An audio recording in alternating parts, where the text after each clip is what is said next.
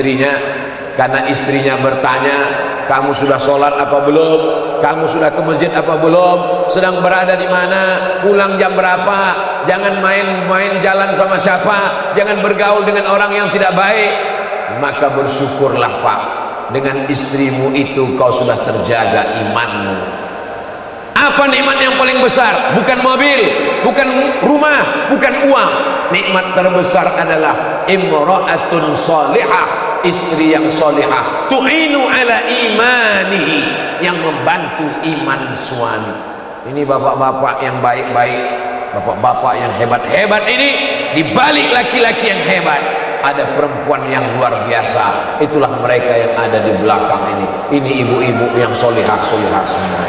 Begitu cara menghibur hati yang udah terluka tadi. Assalamualaikum warahmatullahi wabarakatuh.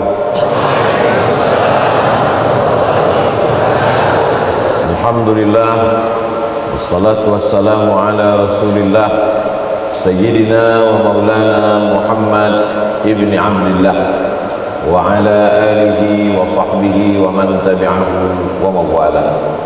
Subhanaka la ilma lana illa ma 'allamtana innaka antal alimul hakim. Rabbi shrah li sadri wa yassir li amri wa hlul 'uqdatam min lisani yafqahu qawli.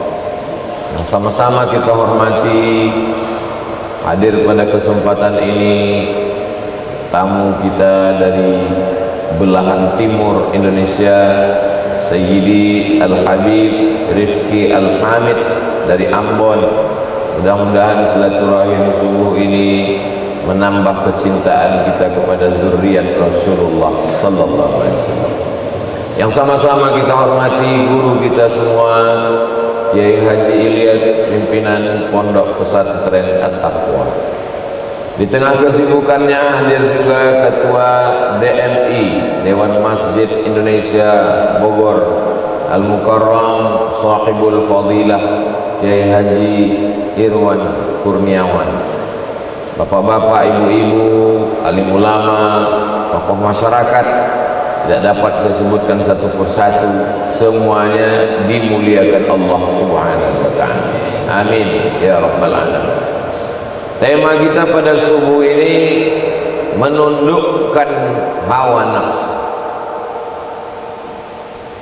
Inna ahadakum yujma'u khalquhu fi batni ummihi 40 yawman nutfah. Kamu diciptakan dalam rahim ibumu 40 hari dalam bentuk nutfah, cairan. Summa yakunu 'alaqatan misla dhalik.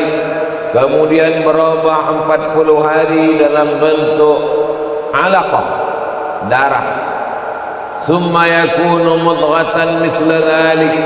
Kemudian berubah 40 hari dalam bentuk mudghah, daging. 40 hari air, 40 hari darah, 40 hari daging. Summa yursalul malak, lalu dikirimlah malaikat meniupkan roh ke dalam daging yang sudah siap menerima ruh tadi. Ketika ruh bertemu dengan jasad, maka muncullah sesuatu yang disebut dengan hawa. Diri manusia itu disebut dengan nafs. Nafs itu hakikat diri manusia yang dipanggil Allah Subhanahu wa ta'ala, ya ayyatuhan nafsul mutmainnah.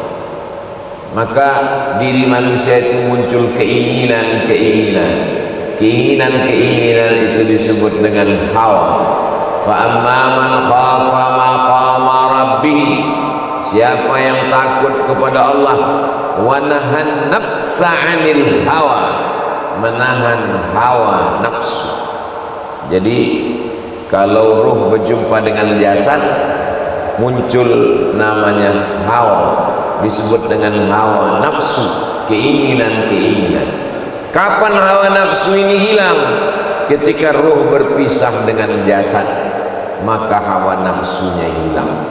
Jadi kalau ada di antara jamaah ini mengatakan, saya ini sudah tidak ada hawa nafsu lagi Pak Ustaz, berarti ruhnya sudah keluar dari jasad.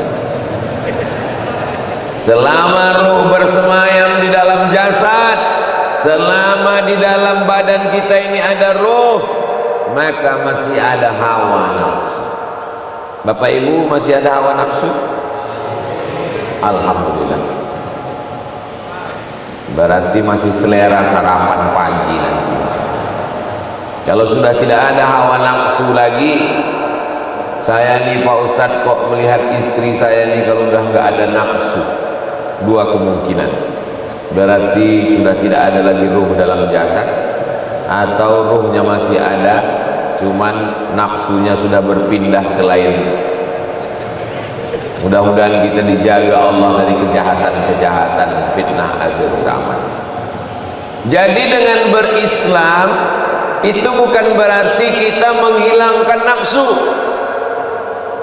Banyak orang yang salah paham setelah tobat, setelah hijrah. Dia bilang, saya sudah menghilangkan hawa nafsu saya Pak Ustaz. Tidak, Islam tidak menghilangkan hawa nafsu. Contoh, ketika ruh sudah ketemu dengan jasad, nafsu yang pertama muncul adalah nafsu makan. Jangan dibayangkan dulu, nanti air liurnya keluar. Saya sendiri menelan air liur sekarang. Nafsu makan ini dalam Islam tidak dilarang. Cerita tentang makan, manusia terbagi dua, ekstrim kanan dan ekstrim kiri, Eka dan Eki. Mohon maaf kalau kebetulan namanya ada. Eka ekstrim kanan, Eki ekstrim kiri. Yang ekstrim kanan tidak mau makan sama sekali, tidak mau makan sama sekali. Ini nama kelompoknya kelompok skeptis, kelompok asketis, kelompok yang tidak mau makan. Karena menurut dia kalau makan maka muncul libido seksual, maka puncak dari kejahatan ini adalah makan. Akhirnya mereka tidak mau makan, hanya minum air putih saja. Karena kalau makan nasi karbohidrat, kalau dia minum teh muncul gula. Gula membangkitkan nafsu seksual. Itulah kenapa Ustaz Somad tidak dikasih air gula pagi ini. Ini sebagai contoh. Ustaz Somad ini kok nyindir-nyindir. Saya Ustadz yang tidak pandai menyindir-nyindir. Saya kalau mau saya minta, Ustadz jangan dikasih minum air gula. Karena kalau dia minum air gula, Ustadz jarang olahraga, gulanya bertumpuk, akhirnya muncul penyakit namanya diabetes mellitus. Kalau Ustadz Somad ceramah, tenggorokannya panas, suaranya menggelegar, maka kalau dikasih air gula, ini tenggorokannya bisa sakit. Kalau sayang sama Ustadz, kasihlah air putih seperti Masjid Al-Ittihad. Ini saya nasihatkan panitia-panitia yang lain yang merasa sayang dengan Ustadz Somad, dikasih gula, jangan. Karena makanan kanker adalah gula. Bagaimana cara membunuh kanker? Jangan kasih gula, maka kanker akan mati. Ustadz kok tahu? Saya dapat videonya kemarin. Jadi maka orang barat itu menyebut dia sebagai white poison. White putih, poison racun. White poison racun putih. Racun putih itu bernama gula. Kalau mau selamat, tinggalkan gula, beralihlah ke air putih yang sehat. Setuju? Awas kalau minum teh manis nanti. Jadi satu kelompok ini mengatakan awal dari segala kerusakan dunia adalah makan, maka dia tidak mau makan. Ini kelompok kanan. Kalaupun makan, dia makan buah-buahan aja. Daging haram, nggak mau makan daging. Makanan berat nggak boleh, karena akan membangkitkan libido seksual. Jadi jahat nanti akhirnya. Ini kelompok kanan. Kelompok kiri adalah lawan dari kelompok kanan. Semua yang ada di dunia ini halal dimakan. Semua yang berkaki 4 halal kecuali meja, itu pun karena keras. Tuh meja di sini 1 kaki. Semua yang merayap halal dimakan kecuali kereta api. Bagaimana dengan Islam? Islam tidak ekstrim kanan, Islam tidak ekstrim kiri. Wa kadzalika ja'alnakum ummatan wasata. Kami jadikan kamu umat yang pertengahan. Makan, kulu, silakan makan. Ini ngomong-ngomong habis acara ini ada makan itu. Kabar gembira jamaah semua, ada makan bersama selesai acara di rumah masing-masing. Jadi jamaah silakanlah makan, karena Allah mengatakan kulu, makanlah, wala tusrifu, jangan berlebih-lebihan. Kulu, makanlah, min thayyibat, yang baik-baik saja, yang tidak baik jangan dimakan. Hurrimat alaikumul maitatu, haram makan bangkai. Waddamu, darah. Apa itu bangkai? Binatang halal yang belum sempat disembelih. Kambing ditabrak truk, bangkai, jangan dimakan. Tiba-tiba saya dapat telepon suara orang napasnya tersengal-sengal. Assalamualaikum Ustaz. Assalamualaikum. Waalaikumsalam. Apa hukumnya ini Pak Ustaz? Apa namanya? Ini kambing baru aja ditabrak truk Pak Ustaz. Potong cepat daripada nanti mati. Potong. Boleh dipotong? Boleh. Udah selesai potong, telepon putus. Baru saya ragu, kambing siapa? Ditelepon lagi nggak ngangkat. Kambingnya halal, belum sempat dia sakratul maut langsung bismillah, Allahu Akbar, maka halal dia dimakan.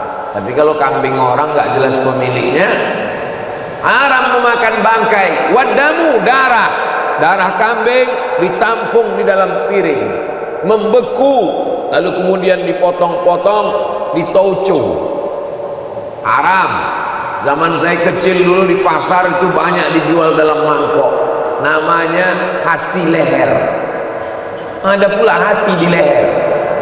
Darah ayam, darah kambing, darah sapi dipotong kecil-kecil, dimasak, ditoco. Haram hukumnya makan darah. Sumber segala penyakit. Yang suka makan darah enggak mati-mati, Dracula. Lalu kemudian walahmul khinzir, babi, khinzir. Kamu kenapa makan babi? Diciptakan Tuhan untuk kita, kenapa tidak dimakan? Kalau memang diciptakan Tuhan berarti baik, maka makanlah. Ini logika akal yang menyesatkan. Kenapa Allah ciptakan anjing, babi dan binatang yang haram? Padahal ini haram. Kenapa diciptakan Allah? Ini ujian bagi kita. Sama seperti adik-adik sekolah, ada multiple choice A, B, C. Jawabannya cuma 1 yang benar. Lebih banyak yang benar apa yang salah? Lebih banyak yang salah. Yang benar cuma 1, yang salah 2. Kenapa memang salah? Berarti guru ingin menyesatkan. Guru bukan ingin menyesatkan, guru ingin menguji muridnya mana yang sudah bisa membedakan mana yang benar, mana yang salah. Ini boleh, ini tidak boleh. Ini dilarang, ini tidak dilarang. Jadi logika berpikirnya begitu. Sebaliknya orang berpikir tidak. Kalau sudah diciptakan halal, makanlah. Makanlah istrimu. Dia sudah diciptakan Allah untukmu. Ada yang boleh dimakan, ada yang boleh dilihat, ada yang boleh disentuh, ada yang dilarang Allah. Ini diciptakan bukan untuk dimakan, ini diciptakan sebagai ujian. Ini diciptakan bukan untuk dimakan. Justru kalau kita menjauhinya, kitalah yang lulus. Mana aturannya? Disebutkan Allah dalam Al-Quran. Wal munkhaniqatu, binatang tercekik. Wal mauquzatu wal mutaraddiyatu wan nati'atu. Wa ma akalas sabu'u, binatang yang diterkam oleh hewan buas, diterkam oleh singa. Habis dimakannya sedikit dia pun pergi, rusanya sudah mati. Kita sampai rusa sudah mati, daging rusa halal tapi belum sempat disembelih. Wa ma uhilla bihi li ghairillah, yang tidak disembelih atas nama Allah, disembelih atas nama setan, Lata, Uzza, Manat, Hubal, Jibti, Tawud, Naham, setan, jembalang tanah, hantu, maka semuanya tidak halal dimakan. Maka dalam Islam, atib mat'amak, jaga makanan, takun mustajab dakwah, maka doamu akan dikabulkan Allah. Al-ma'idatu baitu kulli da, lambung adalah sumber segala penyakit. Maka sumber penyakit itu lambung, maka untuk menyehatkannya jagalah lambung kita hanya diisi makanan yang sehat-sehat saja. Jadi kalau ada bapak ibu yang masih punya nafsu makan, itu berarti masih manusiawi. Makanya tausiah subuh itu tidak boleh panjang-panjang, itu merusak selera makan. Termasuk subuh ini sudah dibatasi oleh protokol kita. Ustaz Somad hanya bicara sampai jam 6, siap. Nanti ada beberapa pertanyaan yang akan saya jawab insya Allah. Indahnya ceramah tausiah di Masjid Al-Ittihad, legenda wisata, betul. Jadi jamnya itu jelas, banyak jamnya. Ada jam di sana. Kalau mata Ustaz nggak jelas bisa lihat di sana. Jadi kalau saya ngelihat ke sana, itu artinya saya ngelihat waktu itu sebenarnya. Bapak Ibu yang dimuliakan Allah Subhanahu wa taala, pertama nafsu makan. Jadi makan dalam Islam itu gunanya untuk apa? Liuqima sulbahu, menegakkan tulang belakang. Asal udah tegak tulang belakang, dah cukup. Karena sholat tegak tulang belakang. Allahu Akbar. Jadi nanti kalau ada orang yang sarapan nasi uduk masuk, lontong sayur masuk, soto Padang, soto Medan, soto Kudus, soto Lamongan masuk. Kalau ditanya kenapa kamu makan banyak sekali? Untuk menegakkan tulang belakang. Itu enaknya ngaji sama Ustaz Somad, dikasih dalil untuk yang mau makan banyak. Ustaz kenapa nggak makan? Saya makan banyak. Kenapa Ustaz nggak gemuk-gemuk? Ini sudah takdir dari Allah Subhanahu wa taala. Nggak usah pikirkan omongan orang. Dunia ini aman-aman saja. Yang buat kita pusing itu omongan orang. Kurus dibilang kurang makan, gemuk dibilang penyakitan.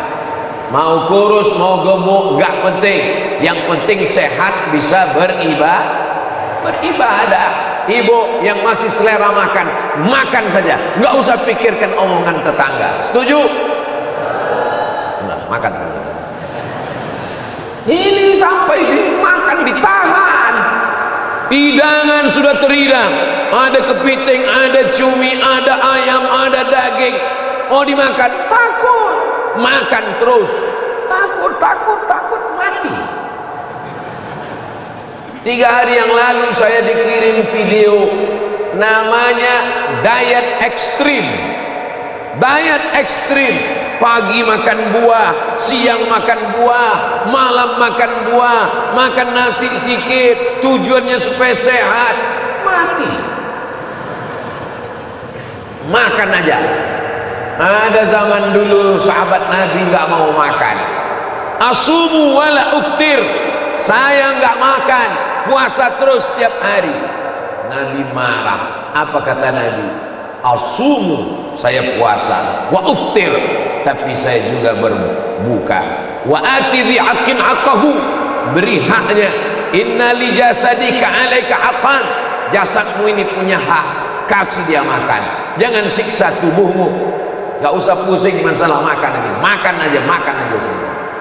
Yang penting halalan thayyibah. Mudah-mudahan dengan makanan yang halal itu, insya Allah badannya sehat walafiat, insya Allah. Ini semua yang hadir ini semuanya sehat. Oh, Ustaz bilang kok sehat? Ya, kalau dia ke masjid subuh itu sehat. Justru yang sampai sekarang belum bangun itu yang sakit semua. Enggak Pak Ustaz, badannya sehat. Di dalam tubuh yang sehat terdapat otak yang jahat. Kenapa? Allah saja dia khianati, apalagi kamu. Maka carilah calon suami yang sholat. Ini yang gadis-gadis yang belum nikah, kalau kalian mau melihat mana calon suamimu, inilah orang. Yang senyum yang belum nikah aja. Anak udah 3 senyum. Yang senyum itu sebenarnya ikut bahagia dengan kebahagiaan anak-anak muda ini. Luar biasa nih, banyak sekali anak-anak muda yang datang subuh ini. Kalau anak-anak muda sudah sholat subuh, insya Allah tidak lama lagi Palestina akan merdeka, insya Allah. Dari bunyi takbirnya ini masih takbir orang-orang yang luar biasa. Allahu Akbar. Ini takbir orang lapar begini. Yang membuat Indonesia ini merdeka tanggal 17 Agustus 1945 bertepatan dengan hari Jumat 9 Ramadan. Itu yang berteriak 17 Agustus itu orang lapar atau orang kenyang? Orang lapar yang bisa berteriak menyerang Belanda. Serbu Belanda, takbir. Itu orang lapar. Orang kenyang mana bisa takbir? Negeri ini merdeka karena orang-orang lapar, tapi dia tetap makan. Allahu Akbar, Allahu Akbar, Allahumma laka sumtu wa bika amantu. Tapi perhatikan dulu azan maghrib. Ini kalau udah puasa ini semua azan itu mirip azan maghrib. Saya sanggup puasa tiap hari. Jangan 3 hari saja, 13, 14, 15. Man ja'a bil hasanati falahu asyru amsalihha. Siapa yang melaksanakan satu kebaikan dibalas 10. 13, 14, 15, 10, 20, 30. Siapa yang puasa 3 hari sama seperti puasa 1 bulan. Kalau cuma 3 hari kecil, saya sanggup lebih banyak dari 3 hari. 8 hari, Senin, Kamis, Senin, Kamis, Senin, Kamis, Senin, Kamis. Kalau cuma 8 hari sepele, saya lebih banyak dari 8 hari.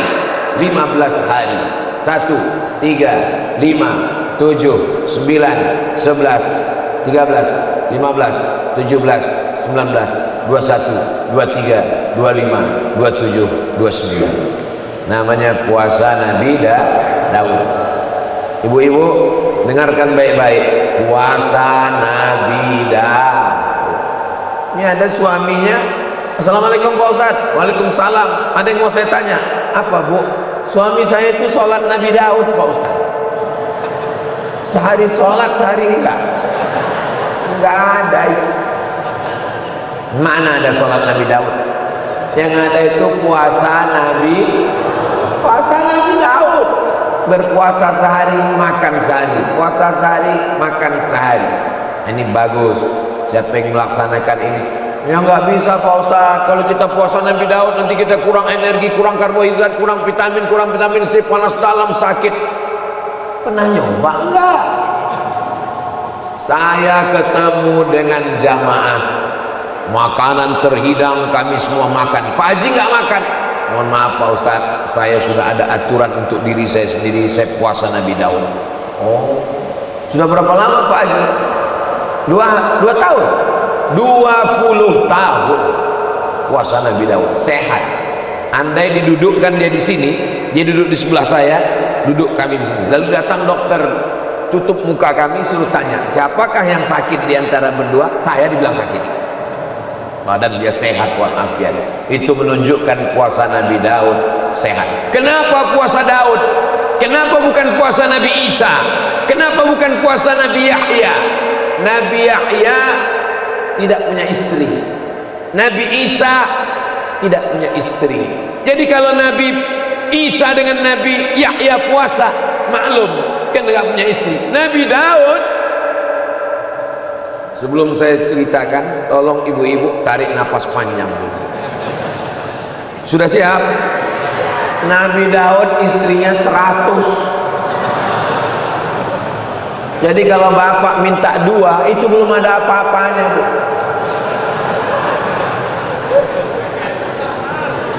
Nabi Daud istrinya 100. Baca Qasasul Anbiya, baca kisah para nabi.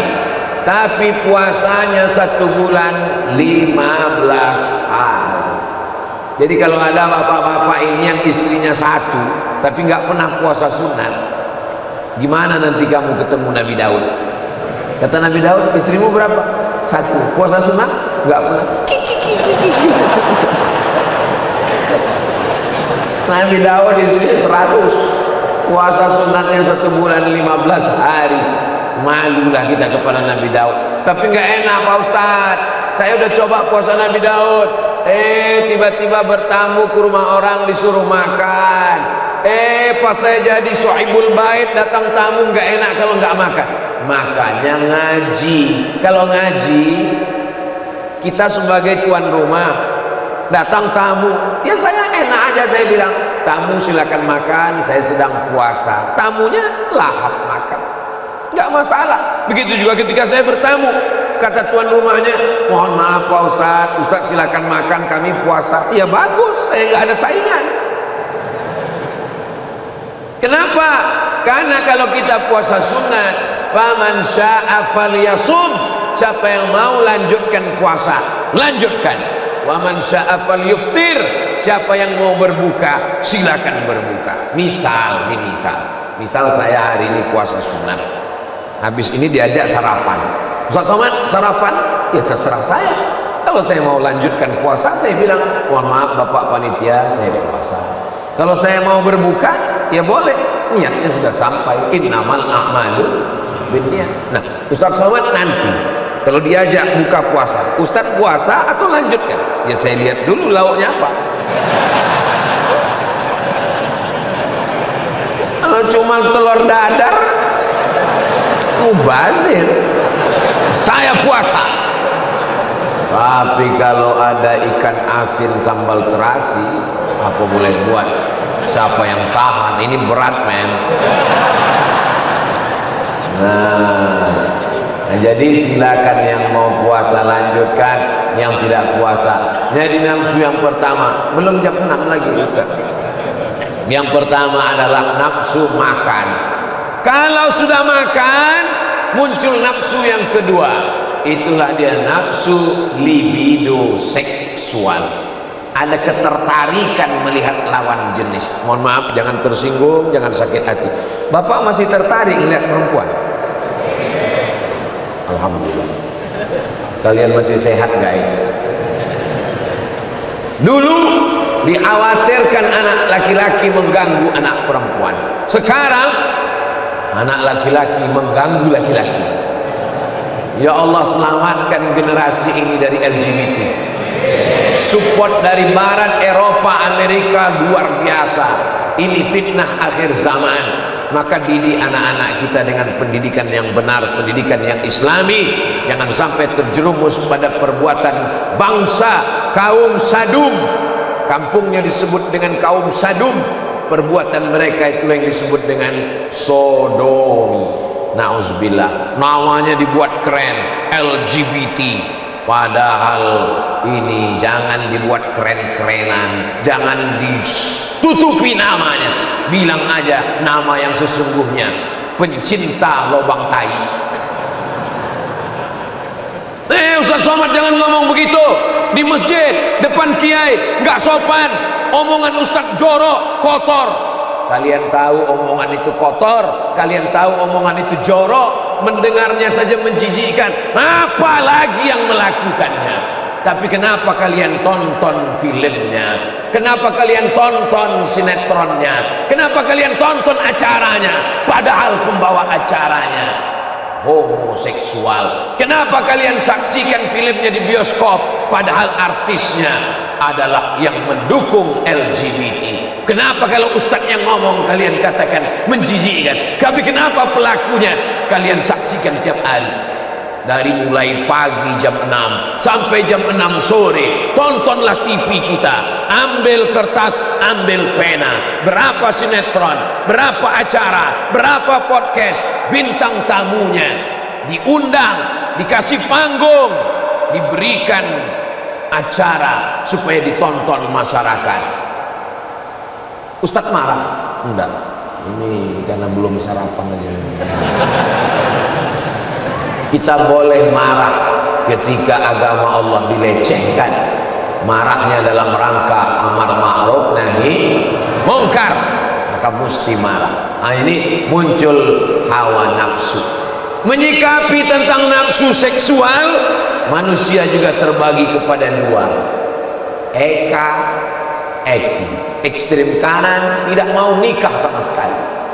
Kamu mau nikah, tidak mau nikah. Sedangkan yang ekstrem kiri, nikah tanpa batas, unlimited, nggak ada batasan sama sekali. Playboy cap gayung, semua diceduk. Playboy cap tupai, semua pohon kelapa berlubang dibuatnya.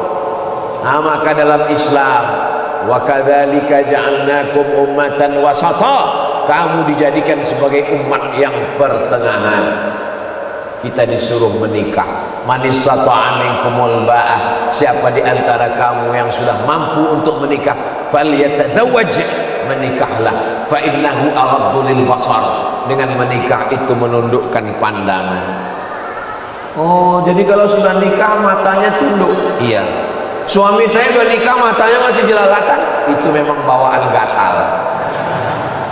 Wa ahsanu lil farj, menjaga kemaluan. Fankihu ma taba lakum minan nisa'i masna, nikahilah perempuan yang baik-baik itu 2 orang, wa sulasa 3 orang, wa ruba' 4 orang. Fa in khiftum, kalau kamu takut alla ta'dilu, tidak bersikap adil, fawahidah, cukup 1 saja. Jadi semua bapak-bapak ini yang istrinya 1 itu termasuk orang yang fa'in khiftum, takut. Tapi dalam ayat ini takut tidak adil. Kalau yang di sini takut kepada istrinya. Bapak-bapak yang takut kepada istrinya karena istrinya bertanya, kamu sudah sholat apa belum? Kamu sudah ke masjid apa belum? Sedang berada di mana? Pulang jam berapa? Jangan main-main jalan sama siapa, jangan bergaul dengan orang yang tidak baik. Maka bersyukurlah Pak, dengan istrimu itu kau sudah terjaga imanmu. Apa nikmat yang paling besar? Bukan mobil, bukan rumah, bukan uang. Nikmat terbesar adalah imra'atun salihah, istri yang salihah, tu'inu ala imanihi, yang membantu iman suami. Ini bapak-bapak yang baik-baik, bapak-bapak yang hebat-hebat ini, dibalik laki-laki yang hebat ada perempuan yang luar biasa. Itulah mereka yang ada di belakang ini. Ini ibu-ibu yang solihah-solihah semua. Begitu cara menghibur hati yang udah terluka tadi. Bapak Ibu yang dimuliakan Allah Subhanahu wa taala. Maka dalam Islam dianjurkan menikah. Kamu kenapa nggak menikah? Saya tidak menikah Pak Ustadz karena Imam Nawawi tidak menikah, karena Imam Ibnu Taimiyah tidak menikah, karena Syekh Said Qutb tidak menikah. Bahkan ada satu kitab Al-Ulama Al-Uzzab, ulama yang tidak menikah, alladzina atharul ilma ala zawaj, karena lebih memilih ilmu berdakwah daripada menikah. Kitab itu ditulis oleh Syekh Abdul Fattah Abu Huddah. Al-Ulama Al-Uzzab, di antara ulama yang tidak menikah, yang menulis kitab nih, kitab Riyadhus Shalihin, itu Imam Nawawi tidak menikah. Datang anak muda, Ustaz, saya putuskan tidak menikah. Kenapa? Karena Imam Nawawi tidak menikah. Imam Nawawi nggak menikah, dia kerjanya nulis. Kamu nulis apa? Saya nulis status Pak Ustaz. Imam Nawawi nggak menikah. Imam Nawawi itu meninggalnya tahun 676. Sekarang 1445. Zaman Imam Nawawi 676, perempuan itu semuanya tertutup, yang terbuka itu cuma matanya. Zaman sekarang perempuan itu matanya tertutup, yang lain terbuka. Imam Nawawi sibuk menulis Arba'in, Imam Nawawi, Riyadhus Shalihin, Imam Nawawi, Al-Azkar, Imam Nawawi, Sahih Muslim disyarah Al-Minhaj, Imam Nawawi, Raudhatul Talibin min Umdatul Muftin, Imam Nawawi. Belajar ulumul hadis disyarah oleh Imam Suyuti, Tadribur Rawi syarah Taqrib, Imam Nawawi, Al-Majmu' syarah Muhazzab, Imam Nawawi. Imam Nawawi hanya menulis sampai akhirnya meninggal dunia. Itulah imam yang luar biasa.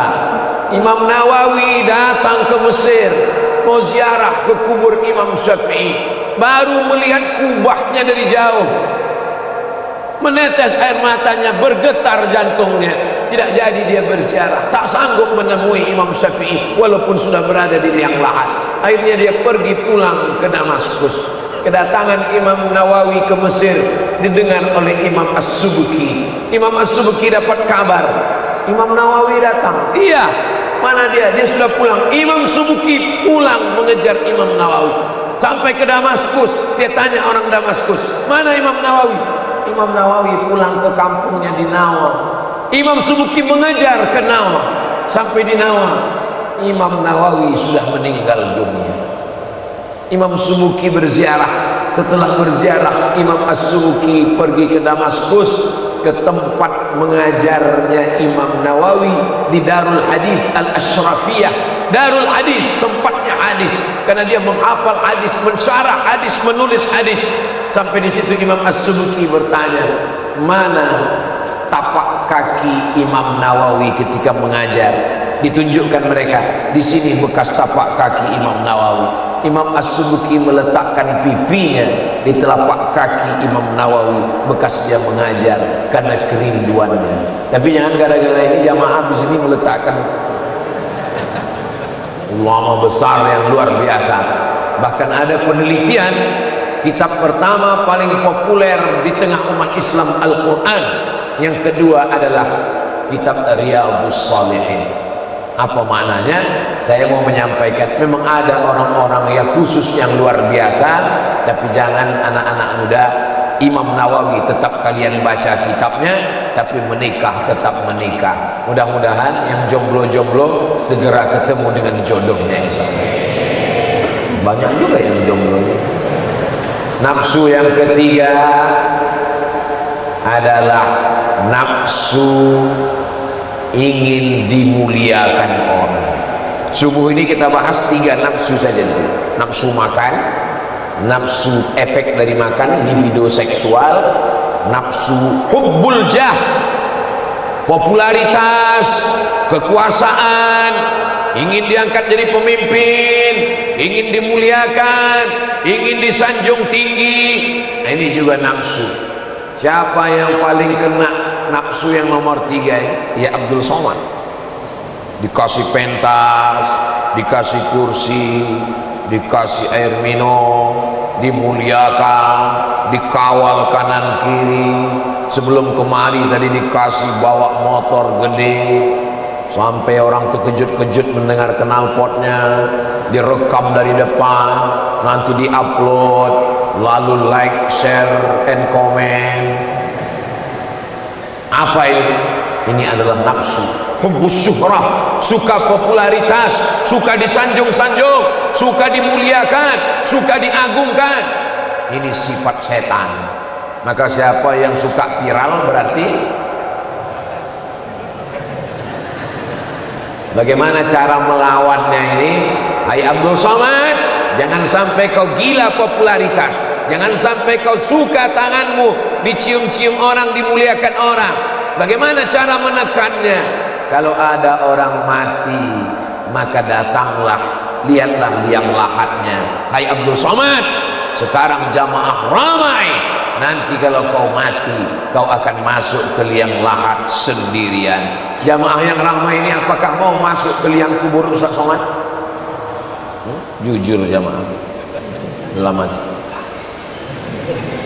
Kita akan menghadap Allah sendirian.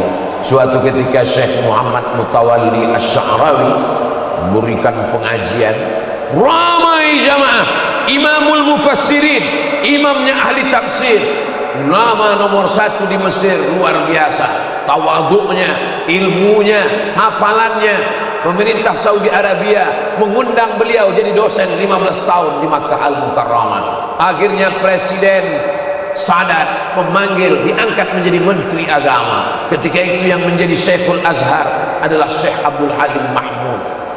Apa yang terjadi dengan Syekh Muhammad Mutawalli Sya'rawi? Kalau dia di masjid memberikan tafsir Sya'rawi 1 meter panjangnya, ramai jamaah berdatangan, tangannya dicium, dipeluk, dimuliakan orang. Selesai pengajian, Syekh Sya'rawi berhenti di masjid. Lama sekali, sampai akhirnya orang di mobil bertanya, selesai, Syekh Sya'rawi sakit perut? Enggak, kenapa lama sekali? Aku sedang membersihkan WC, tempat najis kotor itu, untuk menunjukkan kerendahan diriku. Tak layak tanganku ini dicium, dimuliakan orang, karena aku manusia sama seperti mereka. Begitu cara dia merontokkan, menghilangkan keangkuhannya. Jadi kalau ada bapak ibu yang dimuliakan orang, disanjung orang, pulang dari sini WC masih banyak di belakangnya. Ambil tanganmu yang dimuliakan orang, dicium orang. Inilah tempat engkau wahai tangan, supaya kau jangan dimuliakan, dianjung, dimuliakan, diagung-agungkan orang. Pakailah masker wahai Abdul Somad, pakailah topi, pakai kacamata hitam, pakai masker. Di situ kau baru tahu bahwa kau tidak dimuliakan orang. Diusir tukang parkir. Sana penuh, sana. Orang menghormatimu karena yang sejengkal ke atas, sejengkal ke samping, baru kau dimuliakan orang. Kalau ini ditutup, kau akan diusir orang, kau akan disuruh ngantri di bank. Mau masuk komplek angkatan udara, nggak dikasih masuk sama security-nya, nggak boleh sana. Padahal kan tinggal buka aja. Oh iya Pak Ustaz, silakan masuk. Ini kalau tiap hari kita disanjung, dimuliakan orang, rusak hati kita, rusak rasa kita. Makanya ada seorang ulama sengaja membuat dirinya terhina. Supaya apa? Supaya dia merasakan apa yang dirasakan saudaranya, apa yang dirasakan fakir miskin, apa yang dirasakan orang susah. Supaya apa? Supaya rasanya itu jangan sampai rusak. Untuk subuh ini 3 nafsu ini aja dulu kita kaji. Nafsu makan, nafsu seksual, nafsu popularitas, nafsu ingin diagungkan dan dimuliakan orang banyak. Yang lain-lain kita bahas dalam kesempatan yang lain. Jangan kemana-mana, kita lanjutkan setelah yang satu ini.